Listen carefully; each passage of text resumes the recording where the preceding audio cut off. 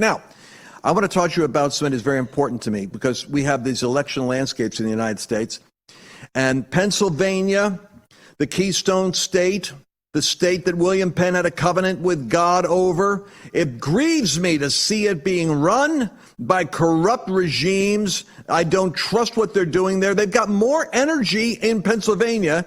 They could rival Texas in terms of their capacity. There could be an economic renaissance, but they don't have leadership. And the guy that they've got running, Dr. Oz, it just got Trump's endorsement, only because he has name visibility, and Trump's got this challenge here, what to do. But he's not the guy that should, in my opinion, should be there. First of all, I think he's Muslim. And so it doesn't make a difference to me if he's Muslim or Christian. But for those of you that are all Dr. Oz enthusiasts, you don't even know all the facts. I don't even think he lived in Pennsylvania. I think his wife lived in Pennsylvania. He practiced in New York and lived in New Jersey.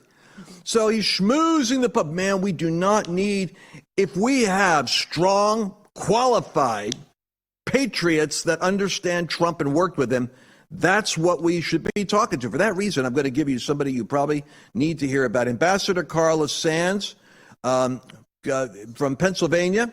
She was the ambassador for Trump's administration with Denmark, Greenland, and the Faroe Islands.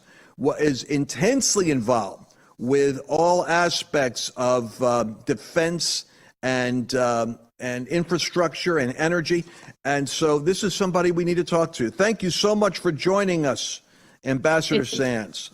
Thanks, Lance. It's so nice to talk to you. Thank you for welcoming me, and thanks to your viewers.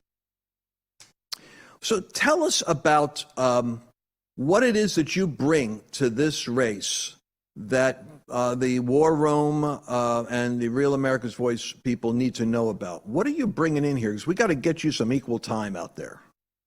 Thank you very much. Well, certainly I bring qualifications nobody else on either side of the aisle has. I worked to counter Russia and China. No one else did. And I worked with the Department of Defense and NATO. And our team was so successful countering Russia and China that the Department of Defense gave me their highest civilian honor. It's called the Medal for Distinguished Public Service. I also worked to increase American jobs and increase our trade. We don't have a level playing field around the world. And we increased our trade over 43% while I was the U.S. ambassador to Denmark, Greenland, and the Faroe Islands, working from 2017 until 2021 at that job, working in Copenhagen on behalf of all Americans. But I'm a pro-life, pro-First Amendment, pro-Second Amendment, constitutional, conservative, and America first businesswoman and Christian and mom.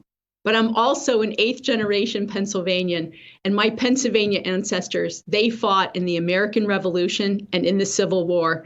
And I think for you and your viewers today, for all of us, this is our time to fight for the heart and soul of our great country, the light on the shining hill that is being diminished by the radical left that's at war with everything that we share, our values, our beliefs, our economy. There are so many points. We're called to be the salt and the light in the air, in the world and in our government, and we left it to the left, and now we're reaping the consequences. We must step up, and we must bring our country back to our Judeo-Christian heritage and our rights, whether it's our constitutional rights, our religious rights, our rights to free speech. Look what they're doing, Lance, right now to Elon Musk when he proposes to take Twitter private and actually make it a free speech platform.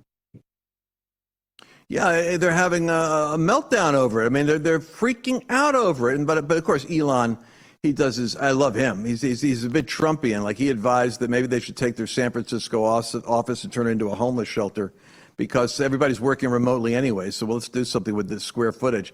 But he's the right guy. But God is raising up people like him. And I believe you also are one of those candidates. Look, Marjorie Taylor Greene is our kind of like, it's like a yin yang. She's our answer to the AOCs out there. We have equal time now with someone who has the guts to speak about. My concern with Dr. Oz and his centrist and murky kind of affiliation, he doesn't have a history with us. I haven't heard him speaking up over the last, since Trump was in. I didn't hear him throw the gauntlet down once and be quoted in a controversial. He's kind of like an entertainer version of a politician. And so, for instance, with the women's sports thing, I can't see. Here's a doctor. I don't know what his position is on this thing, but we need a woman who can come out strong about protecting women in women's sports. There's an issue like Disney right now. Thank God for Ron DeSantis. But we need people that will be like you if you'll be that person. Well, what's your take on what's going on with women's sports, just while we're talking about it? Well, I wrote an op-ed and said males don't belong in female sports. Absolutely. And we know that I am the only America First candidate that was actually America First since 2016 and helped President Trump get elected, understanding he stood for the same things that we stand for. He promised us conservative Supreme Court justices, and we got it. He's promised to secure the border. He did. We had peace around the world and record levels of employment, especially for women and minorities. One of my competitors, Mehmet Oz, actually served as in the Turkish military, not the U.S. military. He put Turkey first, became a Turkish citizen after he was born in America and served in their military. But he's come out in favor of transgender minor surgeries. He has been weak on the First Amendment and the Second Amendment, and as a matter of fact, life. He's promoted CRT, critical race theory, and Black Lives Matter agitation publicly. I have a public record as well. I've been a conservative activist all my adult life and worked hard to help Republicans get elected over the years. But the problem is that it seems many of them are not holding the line against the left. They're not fighting back. They're on defense. No, and they need to be on offense. They can't with listen, if they're on record that way, this is a disaster. What is my president Trump doing, even endorsing this guy? I know he's doing calculus. He's a business guy.